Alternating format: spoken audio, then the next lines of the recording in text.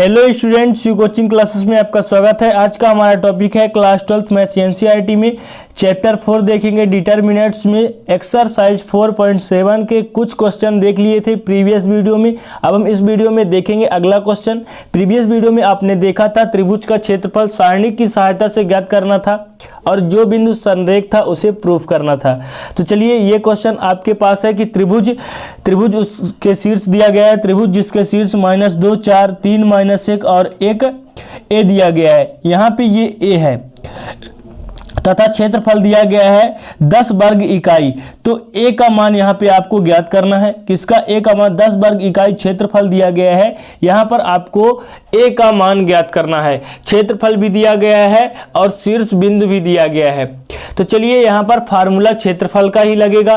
तो यहाँ पर क्या करेंगे, हम सबसे पहले लिख लेंगे कि दिया गया बिंदु क्या है। यहाँ पे दिया गया बिंदु आपके पास है -2, 4, फिर है स्टूडेंट 3, -1 और आपके पास दिया गया है 1 और ए। क्षेत्रफल कितना दिया गया है? क्षेत्रफल है 10 वर्ग इकाई।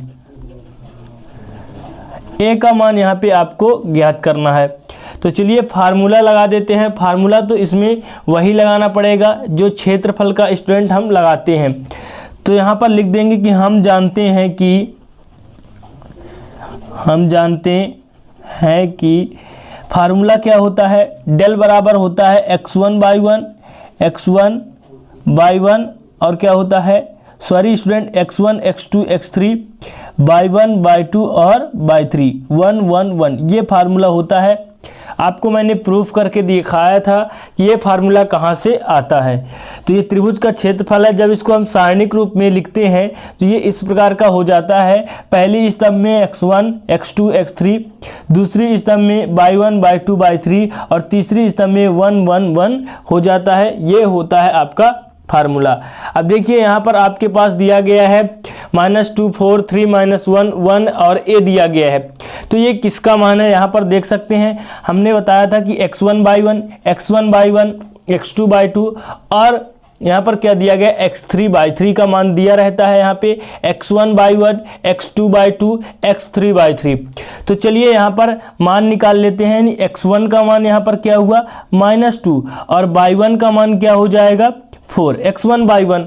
फिर इसके बाद x2/2, तो x2 का मान क्या हो जाएगा 3/2 का मान -1, यहाँ से आप देख सकते हैं।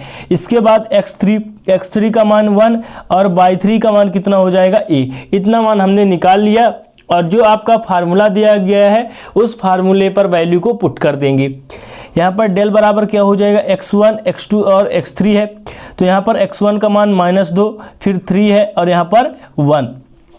इसके बाद देखिए y1, y2, y3 का मान, तो यहाँ पर 4, -1 और a दिया गया है। तीसरी स्तंभ में 1 1 1 हो जाएगा।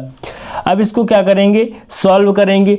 जो कि त्रिभुज का क्षेत्रफल यहाँ दिया गया है कितना 10 दिया गया है। तो डेल की जगह में हम क्या लिख देंगे 10। क्यों? क्योंकि यदि त्रिभुज का क्षेत्रफल का फार्मूला हम लगाते हैं और उसको डेल के बराबर मान लेते हैं तो डेल की जगह में यहाँ पर रख देंगे कि यहाँ पर लिख देंगे चूंकि क्षेत्रफल कितना दिया गया है, क्षेत्रफल बराबर 10 वर्ग इकाई दिया गया है, 10 वर्ग इकाई। तो डेल की जगह आप 10 रख सकते हैं। यहाँ पर हमने क्या किया, 10 रख दिया। इसके बाद देखिए -2, 4, 1, 3, -1 1 और यहाँ पर क्या है 1 a और 1। अब देखिए यहाँ पर क्या करेंगे, प्रसार कर देंगे। चाहे आप R1 की सापेक्ष कर दीजिए, R2 या R3 किसी के भी सापेक्ष कर सकते हैं। तो चलिए यहाँ पर हम C1 के सापेक्ष प्रसार कर देते हैं। C1, C2, C3 किसी के भी सापेक्ष प्रसार कर सकते हैं। तो C1 के सापेक्ष प्रसार करने पर, सापेक्ष प्रसार करने पर चलिए यहाँ पर प्रसार कर देते हैं। यहाँ पर आपका है 10। C1 में क्या है, पहला -2 और स्टूडेंट हमने बताया था कि ये प्लस माइनस और प्लस में चलता है। ठीक, तो माइनस यहाँ पर प्लस चलेगा तो -2 तो खुद पहले से दिया गया है। तो -2 को जब प्रसार करेंगे तो -2 के ये सामने वाला, इसके सामने वाला को छोड़ देंगे। इसके बाद जो बच जाएगा तो -1 बचा, 1 a और 1 बच गया तो हमने लिख दिया। इसके बाद 3 लेंगे और यहाँ पर माइनस लेंगे क्योंकि प्लस माइनस में चलता है, तो 3 यहाँ पर प्लस में दिया गया है और यहाँ पर बीच में माइनस लेंगे, तो 3 के सामने वाला और ये सामने वाला ऊर्ध्वाधर क्षैतिज को छोड़ देंगे, बचेगा कितना, तो 4 1 a और 1 बच गया। इसके बाद देखिए यहाँ पर 1 है और 1 किस में जाएगा, प्लस में जाएगा, तो 1 के सामने वाला ये आपका और ये सामने वाला छोड़ देंगे, तो बचेगा कितना, तो बच गया 4 1 और यहाँ -1 और 1, इतना बच गया। अब इसको क्या करेंगे, आगे सॉल्व करेंगे। चलिए इसको आगे सॉल्व करते हैं। 10 इक्वल क्या हो जाएगा, -2 दिया गया है और इसको गुणा करेंगे तो 1 का 1 के साथ होगा, तो यहाँ पर प्लस माइनस -1 हो जाएगा और बीच में माइनस होता है। अब इस विकर्ण के साथ करेंगे a के साथ, तो यहाँ पर a ही हो जाएगा। इसके बाद -3, यहाँ पर देखिए 4 का 1 के साथ करेंगे तो 4 1 कम 4, a का 1 के साथ करेंगे तो a ही आएगा और बीच में क्या होता है, माइनस। इसके बाद प्लस, यहाँ पर देखिए 4 1 कम कितना 4 और बीच में माइनस होता है और 1 1 कम 1 किंतु -1 है, तो यहाँ पर क्या हो जाएगा, -1। और जब -1 होगा स्टूडेंट यहाँ पर, अब तो माइनस माइनस कितना हो जाएगा, प्लस। ठीक है, यहाँ पर इतना क्लियर हो गया होगा। फिर इसके बाद देखिए यहाँ पर क्या है, 10 इक्वल -2 दिया गया है। यहाँ पर इसको स्टूडेंट घटा सकते हैं, नहीं क्यों नहीं घटा सकते, क्योंकि 1 से a जो है आपका नहीं घटेगा, तो -1 और -a है। फिर देखिए इसका स्टूडेंट गुणा कर सकते हैं, घटा नहीं सकते हैं, तो देखिए -3 को अंदर गुणा करेंगे तो -4 तिहाई 12 हो जाएगा। फिर यहाँ पर माइनस माइनस का गुणा होगा तो माइनस माइनस प्लस हो गया, 3 का a के साथ करेंगे तो 3a। इसके बाद देखिए यहाँ पर क्या है, तो यहाँ पर क्या हो जाएगा, देखिए यहाँ पर स्टूडेंट हमने 4 1 कम 4 किया था और 1 1 कम 1, तो 4 1 कितना हो जाएगा, 5, तो 1 का गुणा करेंगे 5 के साथ तो 5 ही आएगा। इसके बाद देखिए 10 इक्वल -2 का अंदर गुणा करिए तो -2 और -1 तो क्या हो जाएगा, माइनस माइनस +2। फिर इसके बाद माइनस माइनस +2a हो जाएगा, -12 + 3a + 5 है तो हमने लिख दिया। इसके बाद देखिए a वाला को a वाला के साथ ही जोड़ेंगे, जैसे यहाँ पर 2a और यहाँ पर 3a है, तो 3a और 2a कितना हो गया, 5a हो गया। यहाँ पर देखिए 2 प्लस में है और 5 प्लस में है, तो 5 और 2 कितना हो गया, 7 -12 दिया गया है तो -12 हमने लिख लिया। अगला स्टेप में देखिए 5a दिया गया है, यहाँ पर 12 में 7 घटाएंगे तो कितना होगा, तो यहाँ पर आप देख सकते हैं कि जब हम 12 में 7 घटाएंगे तो यहाँ पर हो जाएगा 5, तो यहाँ पर कितना हो गया, 5 हो गया, तो 5 हमने लिख दिया। इसके बाद देखिए यहाँ पर 5 को हम पक्षांतर करेंगे क्योंकि हमें a का मान निकालना है, a की वैल्यू क्वेश्चन में दिया गया था, हमें निकालना है, तो 5 को यहाँ पर पक्षांतर कर देंगे तो इधर माइनस में बराबर के इस पर आया तो प्लस में हो गया 5a। तो यहाँ पर देखिए 10 और 5 कितना हो गया, 15 बराबर कितना हो गया, 5a। और ये a के किस में है, ये गुणा में है और हमें a का मान निकालना है, तो 5 को क्या कर देंगे, पक्षांतर, गुणा वाला किस में आता है, भाग में, तो 5 तिहाई 15, तो ये हो गया। a का वैल्यू कितना निकल करके आ गया, तो a का मान यहाँ पर निकल करके आ गया 3 और यही आपका क्या है, आंसर है। इस प्रकार स्टूडेंट पहला क्वेश्चन आप समझ गए होंगे। अब देखेंगे दूसरा क्वेश्चन।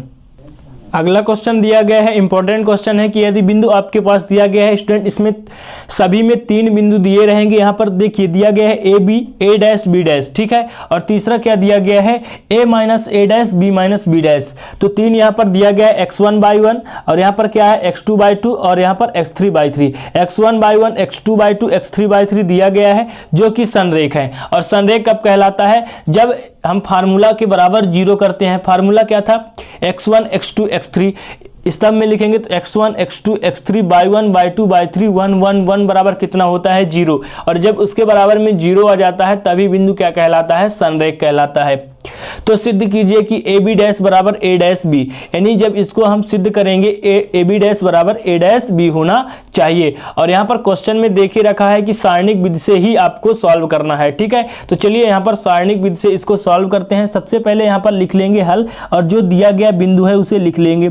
तो हल दिया गया बिंदु क्या है, ए बी है, फिर इसके बाद ए डैश बी डैश दिया गया है तथा तीसरा बिंदु आपके पास है ए माइनस ए डैश और बी माइनस बी डैश, इतना दिया गया है, ठीक। अब स्टूडेंट यहाँ पर क्या करेंगे, जो कि आपका क्या है, फार्मूला। अब फार्मूले पर यहाँ पर सबसे पहले क्या करते हैं, x1/1 का मान निकाल लेते हैं। x1 का मान a, x1/1 और y1 का मान कितना है b, ठीक है।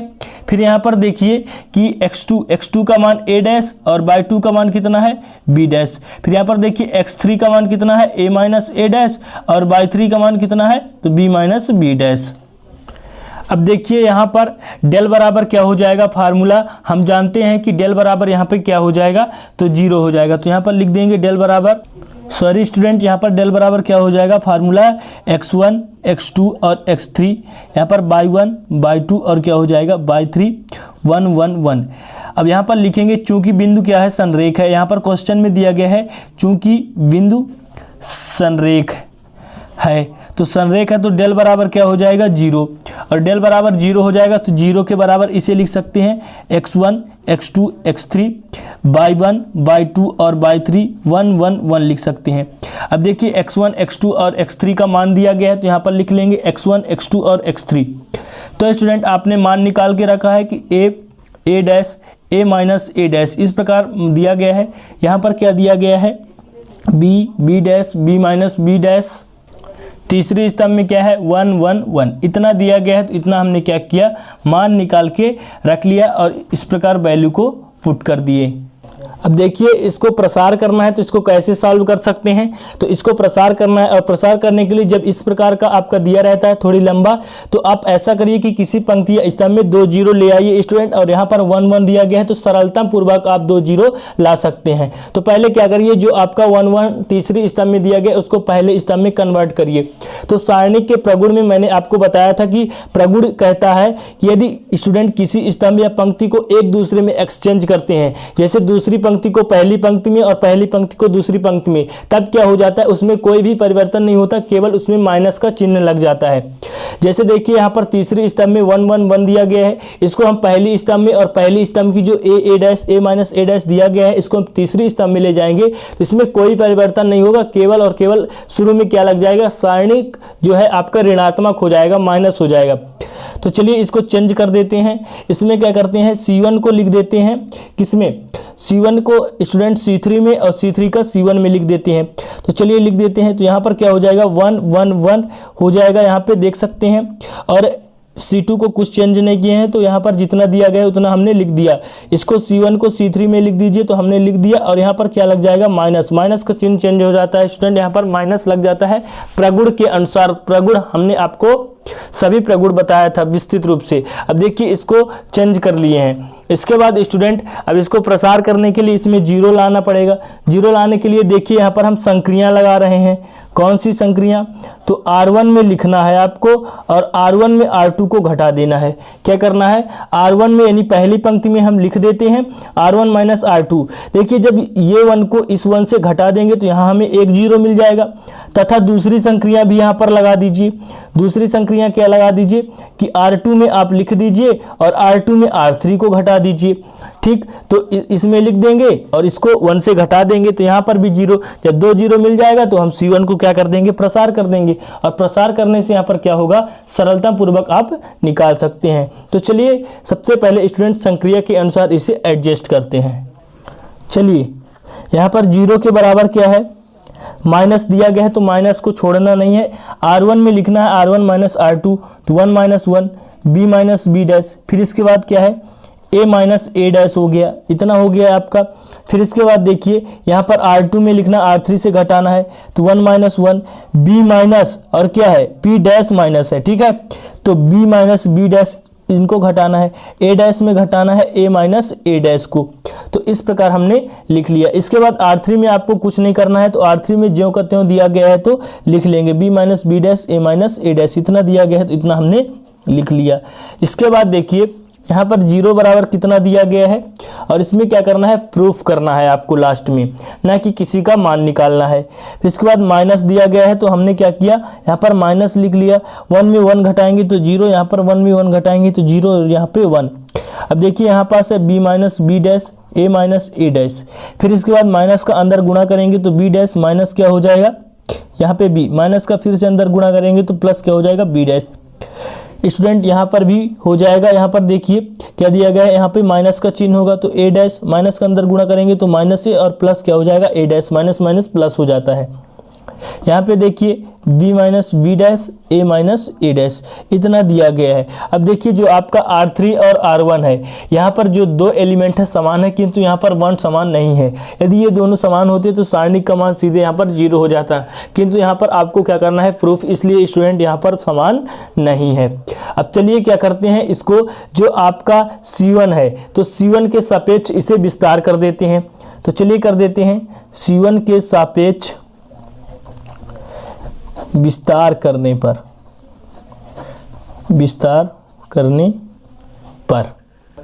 चलिए विस्तार कर देते हैं। तो सबसे पहले 0 के बराबर आपके पास क्या दिया गया है, माइनस, तो यहाँ पर माइनस लगा देंगे, माइनस को छोड़ना नहीं है। और यहाँ पर 0 को प्रसार करने की जरूरत नहीं है, क्योंकि 0 का गुणा करेंगे किसी भी संख्या से तो 0 हो जाएगा। यहाँ पे ये इसके सामने वाला, इसको तो छोड़ना ही है 0 को, और इसके सामने वाला भी छोड़ देंगे, बचेगा क्या, तो b minus b dash a minus a dash, यहाँ पर b minus b dash minus b plus b dash यहाँ पर दिया गया है। फिर यहाँ पर क्या है, a dash minus a plus a dash इतना दिया गया, तो हमने लिख लिया। इसके बाद देखिए जो आपका ये स्टूडेंट R2 है, इसको जोड़ भी सकते हैं, और यहाँ पर 1 होगा तो 1 का गुणा करेंगे तो उतना ही आएगा, बराबर माइनस कितना बचा, तो b minus b dash a minus a dash. यहाँ पर देखिए b डैश और b डैश इन दोनों को जोड़ देंगे तो 2b डैश माइनस b, यहाँ पर a डैश और a डैश को जोड़ देंगे तो 2a डैश माइनस a हो जाएगा। अब इसको क्या करेंगे, गुणा कर देंगे किसके साथ, तो 0 बाहर रहने दीजिए, इसका इसके साथ गुणा करेंगे तो b माइनस बी डैश का गुणा करेंगे 2a डैश माइनस a के साथ, बीच में माइनस लग जाएगा। फिर इसका गुणा a माइनस a डैश का गुणा करेंगे 2b डैश b के साथ माइनस b के साथ, इसको गुणा कर देंगे। अब चलिए इनको गुणा करते हैं। यहाँ पर क्या दिया गया है, इन दोनों को गुणा, यहाँ पर इन दोनों का गुणा जो है इनके साथ होगा, और इन दोनों का गुणा इनके साथ होगा, यानी पहला एलिमेंट है दोनों के साथ होगा, फिर ये दूसरा एलिमेंट है दोनों के साथ होगा, यहाँ भी जो आपका पहला एलिमेंट है दोनों के साथ होगा, और ये एलिमेंट दोनों के साथ होगा, और इस माइनस का गुणा इसके साथ होगा। स्टूडेंट किसके साथ होगा, तो इसके साथ होगा। और जो ये यहाँ पर जो माइनस दिया गया है ये केवल इन एलिमेंट के साथ होगा, और जो आपका ये माइनस दिया गया है ये सभी एलिमेंट के साथ होगा। तो चलिए सबसे पहले यहाँ पर क्या करते हैं, गुणा कर लेते हैं। तो b का गुणा इसके साथ होगा तो 2a डैश b, ठीक है, डैश और स्टूडेंट बिना डैश वाले एलिमेंट को ध्यान दीजिएगा। यहाँ पर देखिए b का करेंगे तो ab क्या हो जाएगा, यहाँ पर b के साथ करेंगे तो माइनस ab हो जाएगा। फिर माइनस के साथ करेंगे तो यहाँ पर क्या होगा, माइनस 2a डैश और b डैश इतना हो गया। फिर माइनस माइनस कितना हो गया, प्लस, और यहाँ पर क्या हो गया, a b डैश क्या हो जाएगा, a b डैश हो गया, a b डैश हो गया। फिर इसके बाद माइनस लगा है, और यहाँ पर स्टूडेंट माइनस पहले गुणा मत करिए, यहाँ पर सबसे पहले गुणा कर लीजिए एलिमेंट का, इसके बाद माइनस का करेंगे। a का गुणा करेंगे तो क्या हो जाएगा, 2a b डैश हो गया, यहाँ पे 2a b डैश। फिर स्टूडेंट यहाँ पर करेंगे b के साथ तो माइनस ab हो गया। फिर इसके बाद करिए, इसका करिए तो यहाँ पर माइनस दिया गया है तो minus 2a dash b dash हो गया, और यहाँ पर करेंगे तो माइनस माइनस क्या हो गया, प्लस, और यहाँ पर देख सकते हैं a डैश b क्या है, a डैश b इतना दिया गया है, तो इतना हमने कर लिया। इसके बाद बड़ा कोष्ठक, अब देखिए सबसे पहले इस माइनस का गुणा अंदर करेंगे, इसके बाद जो आपका बाहर माइनस दिया गया तो सभी एलिमेंट के साथ गुणा कर देंगे। यहाँ पर 0 बराबर कितना दिया गया है, माइनस, यहाँ पर क्या है 2a dash b minus ab minus 2a dash b dash plus a b dash, minus का अंदर गुणा करेंगे तो minus 2ab dash minus minus plus a b, फिर minus minus plus 2a dash b dash, और यहाँ पर माइनस a डैश b इतना दिया गया है, तो हमने लिख लिया। और हमने क्या किया, यहाँ पर कोष्ठक लगा दिया। इसके बाद देखिए इस माइनस का गुणा आप क्या करेंगे, अंदर कर देंगे। देखिए स्टूडेंट सबसे पहले यहाँ पर जो अंदर एलिमेंट है अगर माइनस प्लस में समान है तो वहाँ पर स्टूडेंट क्या हो जाएगा, घट जाएगा, तो घटा सकते हैं आप। जैसे यहाँ पर पहले माइनस का गुणा बाद में भी कर सकते हैं। जैसे यहाँ पर क्या दिया गया है, minus 2a dash b dash, यहाँ पर plus 2a dash b dash, तो यहाँ से ये क्या हो जाएगा, कैंसिल। इसके बाद देखिए यहाँ पर जो ए बी आपका है किस में दिया गया है, तो ए बी आपका माइनस में, यहाँ पर ए बी जो है आपका प्लस में दिया गया है, तो ये भी कैंसिल। इसके बाद देखिए 2a डैश बी यहाँ पर दिया गया है 2a डैश बी, और यहाँ पर क्या दिया गया है, अब इसके बाद जितना बचा तो आपको लिख लेना है, ठीक। तो यहाँ पर कंफ्यूज होने की ज़रूरत नहीं है। यहाँ पर 2a' दिया गया है और a' वाला यहाँ पर आपका दिया गया है, तो इसको पास पास में लिख लेंगे a'। देखिए डैश को ध्यान में रखना है, तो a' यहाँ पर है। फिर इसके बाद क्या है, -2ab', यहाँ पर भी है +ab', इतना दिया गया है तो हमने इतना लिख लिया। इसके बाद देखिए माइनस का गुणा बाद में भी आप कर सकते हैं, माइनस बाहर स्टूडेंट, यहाँ पर 2a', देखिए a' 2 बार है, यहाँ 1 बार है, तो घट के स्टूडेंट यहाँ पर 2 में क्या है, प्लस है, तो यहाँ घट के कितना हो जाएगा, a'। यहाँ पर बड़ी संख्या में क्या है, माइनस, तो यहाँ पर माइनस क्या हो जाएगा, ab', इतना हो गया, और माइनस अंदर है। अब देखिए माइनस का गुणा अंदर कर देंगे तो माइनस वाला प्लस में और प्लस वाला क्या हो जाएगा, माइनस में। तो चलिए कर देते हैं, 0 बराबर क्या हो जाएगा, माइनस का गुणा करेंगे तो -a', और यहाँ पर माइनस माइनस प्लस, यहाँ पर b' है, क्या है, b', इतना दिया गया है तो इतना हमने लिख लिया, ठीक है। अब देखिए बराबर में 0 दिया गया है, जब इसको पक्षांतर कर देंगे तो माइनस वाला प्लस में, यानी a' बराबर b'। इस प्रकार का आपका क्या आ गया, ये आपका स्टूडेंट प्रूफ हो गया कि क्वेश्चन में क्या दिया था कि यदि आपके पास 3 बिंदु दिए गए हैं तो उसमें से आपको सारणिक विधि से प्रूफ करना था कि a' बराबर कितना दिया गया है, b'। देखिए इसको इस प्रकार भी लिख सकते हैं कि b' बराबर a', इस प्रकार का भी लिख सकते हैं। यदि आपकी बुक में इस प्रकार का है तो इस प्रकार का चेंज कर सकते हैं, क्योंकि यह यदि ये इसके बराबर है तो इसके ये बराबर होगा। तो यहाँ पर क्या हो गया, आपका जो क्वेश्चन दिया गया था प्रूफ हो गया, और ये क्वेश्चन भी आपका कंप्लीट। अब देखेंगे अगला क्वेश्चन। अगला क्वेश्चन भी उसी प्रकार का दिया गया है कि यहाँ पे आपको प्रूफ करना है, 3 बिंदु यहाँ पर भी दिया गया है और संरेख है। बोला है कि संरेख है तो सिद्ध कीजिए कि 1/a² प्लस 1/b² बराबर 1 होगा। तो सेम स्टूडेंट जिस प्रकार का आपने देखा पिछले क्वेश्चन में, उसी तरह आपको इस क्वेश्चन को सॉल्व करना है। तो चलिए इसको भी सॉल्व करके बता दे रहे हैं स्टूडेंट, इंपॉर्टेंट क्वेश्चन है। तो दिया गया बिंदु सबसे पहले यहाँ पर लिख लेंगे, दिया गया बिंदु है आपके पास a² 0, फिर क्या है 0b², तथा क्या दिया गया है, यहाँ पर 1 और 1 दिया गया है। यहाँ पर x1/1, x2/2 और x3/3 का मान सभी में दिया रहता है, तो x1/1 मानेंगे, x2/2 और x3/3। तो सबसे पहले यहाँ पर वैल्यू निकाल लेंगे, तो x1 का मान a² और y1 का कितना हो जाएगा, 0। फिर इसके बाद देखिए x2 का मान 0, तो y2 का मान b²। फिर इसके बाद क्या है x3 का मान 1 और y3 का मान भी कितना है, 1 है यहाँ पे। और इसका फार्मूला क्या होता है कि फार्मूला होता है डेल बराबर, आपने देखा तो x1, x2 और x3, फिर क्या होता है y1, y2 और y3, 1 1 1 इतना होता है। और चूंकि यहाँ पे क्वेश्चन में क्या दिया गया है कि बिंदु संरेख है, तो यहाँ पर लिखेंगे कि चूंकि बिंदु संरेख है, क्या है, संरेख, और संरेख है तो क्या होता है, डेल बराबर 0, यानी जब हम सारणिक को जो फार्मूला दिया गया उसको सॉल्व करेंगे तो 0 होना चाहिए, तो उसके बराबर 0 होगा। किंतु यहाँ पे प्रूफ करना है तो संरेख है तो 0 लेकर ही चलेंगे, तो 0 लेकर चलेंगे इसके बराबर। और सबसे पहले यहाँ पर क्या करेंगे, x1, x2 और x3 का वैल्यू पुट कर देंगे। x1 का वैल्यू a², x2 का वैल्यू 0 और x3 का 1, y1 का यहाँ पर देखिए 0, यहाँ पर b² और यहाँ पर 1, और स्टूडेंट जो आपका C3 है 1 1 1 ही रहता है। यहाँ पर देखिए चाहे तो आप C1 के सापेक्ष प्रसार कर सकते हैं या तो स्टूडेंट R1 के सापेक्ष, किसी के सापेक्ष प्रसार कर सकते हैं। तो चलिए यहाँ पर R1 के सापेक्ष प्रसार कर देते हैं, R1 के सापेक्ष प्रसार करने पर यहाँ पर प्रसार कर देंगे तो क्या हो जाएगा, R1 में केवल 2 ही एलिमेंट का प्रसार करेंगे, 0 को करने की जरूरत नहीं है क्योंकि सब 0 हो जाएगा। तो देखिए a को यदि प्रसार करेंगे a² को, तो इसके सामने वाला क्या करेंगे, छोड़ देंगे, कितना बच गया, b² 1 1 और 1 बच गया। इसके बाद 1 बचेगा, देखिए प्लस माइनस और यहाँ पर क्या चलेगा, प्लस, तो बीच में 0 है तो यहाँ पर माइनस का 0 का तो कर नहीं रहे हैं तो माइनस नहीं लिखेंगे। फिर इसके बाद ये 1 है तो प्लस में चला गया। अब इसके सामने वाला और इसके सामने वाला को छोड़ देंगे तो 0 b² 1 1 इतना बच गया। अब इसको सॉल्व करेंगे तो 0 बराबर क्या हो जाएगा, a², b² का गुणा 1 से होगा तो b² हो जाएगा, 1 का 1 से होगा, बीच में माइनस लगा के। फिर इसके बाद 1 है, 0 का 1 से होगा तो 0 माइनस b² का 1 से होगा तो b², इतना हो गया। इसके बाद देखिए यहाँ पर क्या हो गया, जब इसको गुणा करेंगे तो क्या हो जाएगा ए स्क्वायर बी स्क्वायर और माइनस क्या हो जाएगा ए स्क्वायर बस हो जाएगा स्टूडेंट। यहाँ पर गुणा करेंगे तो ए स्क्वायर बी स्क्वायर और यहाँ पर माइनस ए स्क्वायर प्लस 1 का गुणा 0 से करेंगे तो यहाँ पर 0 और यहाँ पर क्या हो गया बी स्क्वायर हो गया। इसके बाद अगला स्टेप देखिए a square b square minus a square और plus minus minus b square. इतना आपको समझ में आया होगा। अब देखिए जो आपका माइनस में है इनको पक्षांतर यदि कर देंगे तो बराबर के यदि इस पार आ जाएगा तो ये प्लस में हो जाएगा, दोनों के दोनों क्या हो जाएंगे प्लस में, बराबर ए स्क्वायर बी स्क्वायर।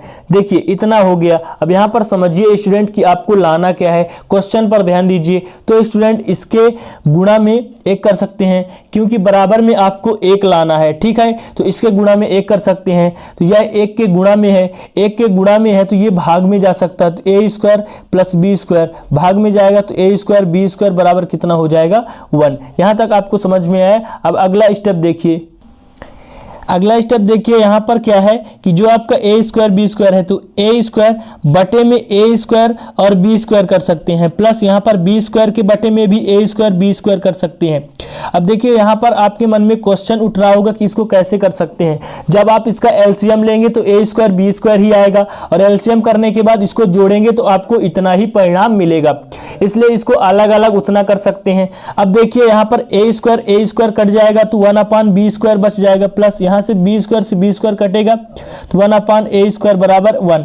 और आपको क्या सॉल्व करना था, तो 1/a स्क्वायर, इसको देखिए इसको पहले और इसको बाद में भी लिख सकते हैं, तो 1/a square plus 1/b square बराबर 1। इसको आगे पीछे लिख सकते हैं क्योंकि यदि आपके पास x प्लस वाई है तो इसको y प्लस एक्स भी लिख सकते हैं, परिणाम आपका उतना ही आएगा। इस प्रकार स्टूडेंट आपने प्रूफ कर लिया और इतना ही आपको क्या करना था, प्रूफ करना था। तो ये आपका क्या हो गया, आंसर हो गया। तो उम्मीद करता हूं कि ये क्वेश्चन भी आपको समझ में आया होगा। तो ये आपका क्या हो गया, यहाँ पे प्रूफ हो गया स्टूडेंट, ठीक, यहाँ पर प्रूफ करना था। अब देखेंगे अगला क्वेश्चन।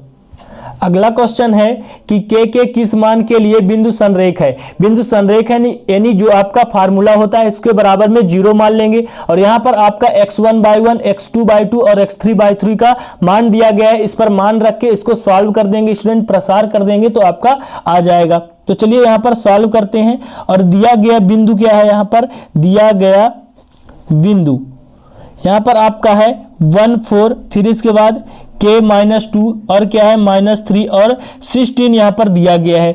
इसके बाद आपका फार्मूला क्या होता है, डेल बराबर, यहाँ पर आप लिख सकते हैं कि हम जानते हैं कि, क्योंकि हमने सॉल्व किया x1 और x2 x3, इसके बाद y1 y2 y3 1 1 1 इतना होता है, तो इतना हमने लिख लिया। इसके बाद देखिए यहाँ पर क्वेश्चन में क्या बोला है, बिंदु संरेख है। तो चूंकि बिंदु क्या है, संरेख है और संरेख है तब क्या हो जाएगा, डेल बराबर 0 रख सकते हैं आप, और 0 रख सकते हैं तो 0 रख दीजिए। और x1 x2 और x3 की वैल्यू यहाँ पर स्टूडेंट आप निकाल सकते हैं। तो x1 का वैल्यू यहाँ पर देखिए क्या हो जाएगा, x1 का वैल्यू 1, तो y1 का वैल्यू कितना 4, क्योंकि x1/1 x2/2 और x3/3 का यहाँ पर वैल्यू दिया रहता है। फिर इसके बाद देखिए x2 का मान k और y2 का मान कितना -2। फिर इसके बाद देखिए यहाँ पर x3 का मान -3 और y3 का मान कितना हो गया 16, ठीक। तो यहाँ पर स्टूडेंट मान निकाल के इस पर पुट कर देंगे। x1 का मान 1, x2 का मान कितना है k और x3 का मान -3, फिर y1 का मान 4 और y2 का मान -2 और y3 का मान 16। उसके बाद 1 1 1 दिया गया है। अब इसको क्या करेंगे, आप किसी भी पंक्ति या स्तंभ के सापेक्ष प्रसार कर सकते हैं। तो चलिए प्रसार कर देते हैं, C1 के सापेक्ष प्रसार कर देते हैं। C1 के सापेक्ष प्रसार करने पर, सापेक्ष प्रसार करने पर कर दीजिए। तो ये आपको पता है कि प्लस माइनस प्लस में चलता है स्टूडेंट। तो चलिए प्रसार कर देते हैं। तो 0 बराबर क्या हो जाएगा, C1 ये है आपका, तो 1 के सापेक्ष करेंगे यहाँ पे, तो ये सामने वाला इसके और ये सामने वाला छोड़ देंगे, बचेगा कितना, तो स्टूडेंट ये सारणिक में रहेगा किंतु ना कि कोष्टक में। तो यहाँ पर -2 1 और 16 1 बच गया। इसके बाद देखिए के किस में जाएगा, माइनस में, क्योंकि प्लस माइनस प्लस में चलता है। तो यहाँ पर इसके सामने वाला छोड़ देंगे, बचेगा कितना 4 1 16 और 1 इतना बच गया। आप देख सकते हैं 4 1 16 1। इसके बाद देखिए यहाँ पर -3। स्टूडेंट यहाँ पर थोड़ा आपको जल्दी बता रहा हूँ क्योंकि यहाँ पर स्टूडेंट आप कई सारे क्वेश्चन पढ़ चुके हैं इस प्रकार का, तो आपसे स्टूडेंट इस प्रकार सभी आना चाहिए। प्रीवियस वीडियो को यदि आप नहीं देखें तो जाइए प्लेलिस्ट में और वहां से विधिवत पढ़ाई कर सकते हैं। देखिए यहाँ पर 3 का करेंगे -3, क्योंकि यहाँ पर प्लस में चलता है और एलिमेंट जो है आपका माइनस में दिया गया है, तो प्लस माइनस माइनस हो जाएगा और इसके सामने वाला ये सामने वाला छोड़ देंगे, बचेगा कितना, तो 4 1 -2 1 बच गया, तो हमने लिख दिया। इसके बाद देखिए यहाँ पर 1 दिया गया है, मल्टीप्लाई करेंगे तो 2 1 कम -2, फिर बीच में माइनस, 16 1 कम 16, फिर देखिए माइनस के यहाँ पर 4 1 कम 4, फिर बीच में माइनस, 16 1 कम 16, यहाँ पर देखिए -3, 4 1 कम 4, बीच में माइनस होता है तो 2 1 कम 2, -2, माइनस माइनस प्लस। इसके बाद देखिए 0 बराबर 16 में 2 घटाएंगे तो 1 का गुणा करेंगे उतना ही, तो -18, यहाँ पर माइनस के इसको घटाएंगे तो बड़ी संख्या में क्या है माइनस, तो यहाँ पर -12, तो 12 4 स्टूडेंट क्या होता है 16, फिर यहाँ पर -3, 4 और 2 कितना होता है 6। इसके बाद देखिए 0 बराबर 18, -18 दिया गया है, यहाँ पर k का गुणा करेंगे तो माइनस माइनस प्लस 12 k हो जाएगा, यहाँ पर 3 छक्का -18।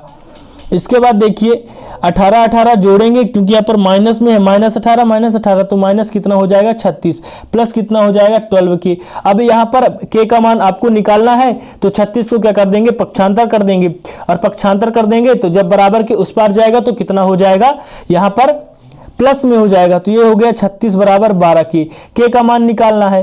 के का कॉफिशिएंट क्या है यहाँ पर 12 यानी गुणांक में है स्टूडेंट, और जो अब जब यहाँ पर कॉफिशिएंट में है गुणा में है स्टूडेंट तो यहाँ पर क्या करेंगे पक्षांतर कर देंगे, तो यहाँ पर क्या हो जाएगा भाग में चला जाएगा, तो के बराबर कितना हो जाएगा 12 तिहाई 36, तो के बराबर जो आपका मान है 3 निकल करके आ गया स्टूडेंट। इसी प्रकार का किसी भी प्रकार का आपको क्वेश्चन आ जाए के की जगह ABCD XYZ, तो आप स्टूडेंट हमें उम्मीद है कि इस प्रकार सॉल्व कर लेंगे, क्योंकि स्टूडेंट जरूरी नहीं है कि के की जगह में आपको वहां पर एग्जाम पर के ही देगा, के की जगह में ए, जैसे हमने एक क्वेश्चन आपको करके दिखाया तो ए दिया गया था, तो उसमें ए भी दे सकता है, बी भी दे सकता है, कुछ भी दे सकता है, यानी आपसे रूल बनना चाहिए, फार्मूला बनना चाहिए स्टूडेंट की क्षेत्रफल में क्या फार्मूला लगाना है, जब संरेख है तो 0 होना चाहिए।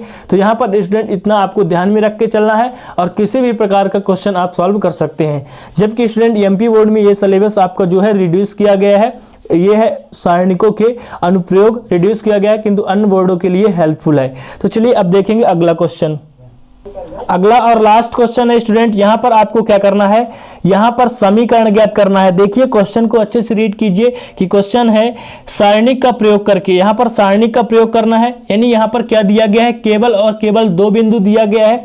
जो स्टूडेंट तीसरा बिंदु है, यानी जब हम नीचे लिखेंगे स्टूडेंट x1/1 और x2/2 का मान दिया गया है, 2 बिंदु यहां पर नहीं दिया गया है। जो बिंदु नहीं दिया गया है उनको हम कुछ मान के चलेंगे, a b x y p q कुछ भी मान सकते हैं स्टूडेंट। यहां पर को मिलाने वाली रेखा का समीकरण ज्ञात कीजिए। देखिए स्टूडेंट तीसरा बिंदु यहां पर इसलिए नहीं दिया है क्योंकि यहां पर समीकरण ज्ञात करना है, यानी जो बिंदु आप मानेंगे, चाहे आप ए बी मान लीजिए या तो एक्स वाई मान लीजिए या कि आप स्टूडेंट पी क्यू मान लीजिए, जो मानेंगे वही आपका समीकरण के रूप में स्टूडेंट लास्ट में आपका आंसर आ जाएगा। ठीक है, तो चलिए स्टूडेंट देख लेते हैं इस भी क्वेश्चन को, सिंपल क्वेश्चन है तो इसको सॉल्व करते हैं। और सबसे पहले लिख लेते हैं कि तो यहां पर हमने क्या किया, वैल्यू पुट अप कर दिया x1 बाई, यहां पर x1 और यहां पर स्टूडेंट x2 होगा, ना कि by 2, x1 x2 x3 by 1 by 2 by 3।